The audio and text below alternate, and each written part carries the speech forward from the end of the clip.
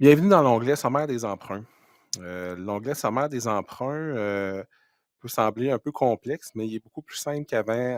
Avant, on demandait, le bilan personnel, le bilan d'entreprise. Cette fois-ci, vous n'avez que vos emprunts, à compléter et vos emprunts à venir. Si on regarde rapidement, là, je vais rapetisser un peu la page. On a 2 tableaux. Donc, on a un tableau pour les emprunts actuels, puis un tableau pour les emprunts à venir. Je vais retourner encore ici. On a toujours les étapes à suivre, le lien vers les instructions, le lien vers les webinaires, puis un rappel qu'il faut compléter des cases en vert, absolument compléter des cases en vert. Donc, si on descend à instruction,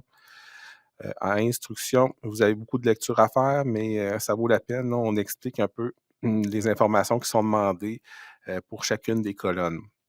Donc, je vais vous laisser en faire la lecture, mais si on remonte en haut, je vais vous montrer des exemples un peu plus concrets. Donc, la première chose à faire, on peut voir que le nom d'entreprise suit, la date de fin d'année financière suit. On a une section commentaires si on veut rajouter des détails. Euh, Par exemple, si on a des prêts particuliers là, ou des choses intéressantes à identifier pour l'analyste, on met ça ici. Cette case-là, ben, c'est important de l'indiquer là, si vous avez pas d'emprunt. Fait que, dans le fond, je n'ai pas d'emprunt. Si on voit que le tableau est vide parce que vous n'avez pas d'emprunt, il faut l'indiquer, je n'ai pas d'emprunt. Sinon, on va penser que c'est une omission de votre part que vous avez oublié de compléter cette section-là. Donc, si j'agrandis le texte un petit peu, ici, c'est important d'identifier le prêt. Donc, vous indiquez le prêt qu'on peut retrouver soit sur vos états financiers ou sur votre relevé bancaire, donc le numéro de prêt. Là, ça peut être un prêt de la financière, un prêt d'une institution financière, pour qu'on soit capable de le relier si on a des questions.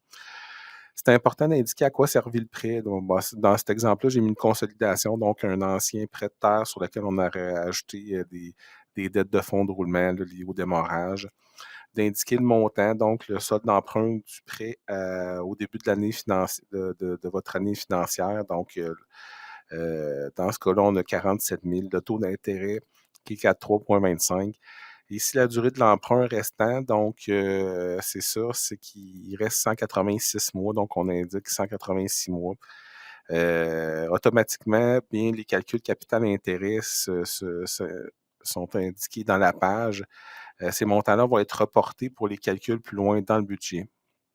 Donc, c'est important de compléter ça. Si vous voyez que les versements capital-intérêt sont un peu différents de ceux de votre institution financière, mais faites-vous-en pas pour ça. Ça arrive des fois là, au niveau des calculs, si c'est des montants qui sont versés aux 2 semaines au lieu d'au mois ou par semaine. Ça se peut qu'on ait des petites différences. S'il y a des différences, ben, c'est simple, vous pouvez juste faire la correction manuelle.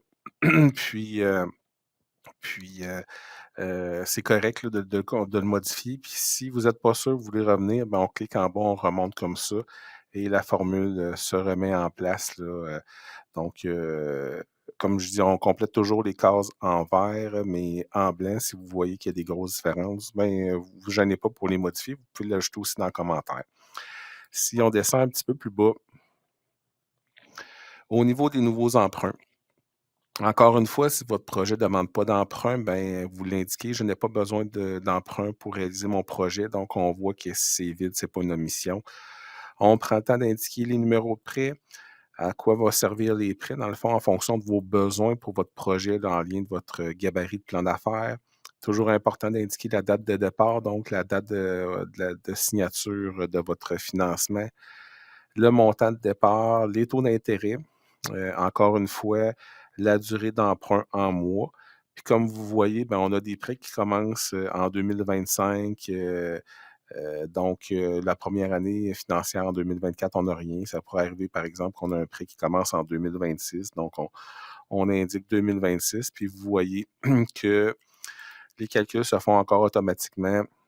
Aussitôt que le prêt démarre, ben, notre capital et intérêt s'ajoute. Si par exemple, vous auriez un moratoire en capital, par exemple, ou un congé en capital, c'est-à-dire qu'on paye seulement l'intérêt, ben, c'est simple, vous mettez 0 pour votre montant, puis vous ajoutez votre montant d'intérêt qui pourrait être, mettons, un peu plus élevé pour l'année. Puis, on continue comme ça. Donc, C'est assez flexible, mais prenez le temps de nous l'expliquer en haut dans la section commentaires, là, juste ici, si vous faites des modifications pour qu'on n'ait pas à vous rappeler, là, pour comprendre, pourquoi ces modifications-là ont été indiquées. Donc, si on résume le sommaire des emprunts, ben, pourquoi qu'on fait ça? Ben, c'est pour comprendre la structure de financement de l'entreprise, faire le lien entre les besoins monétaires de votre projet puis les besoins de financement. Ça nous permet aussi de calculer la viabilité de l'entreprise. Les données sont transférées dans le budget, donc ça nous permet de calculer l'excédent monétaire des 3 prochaines années dans le budget. Donc, je répète, on a toujours besoin de faire un 3 ans de prévision.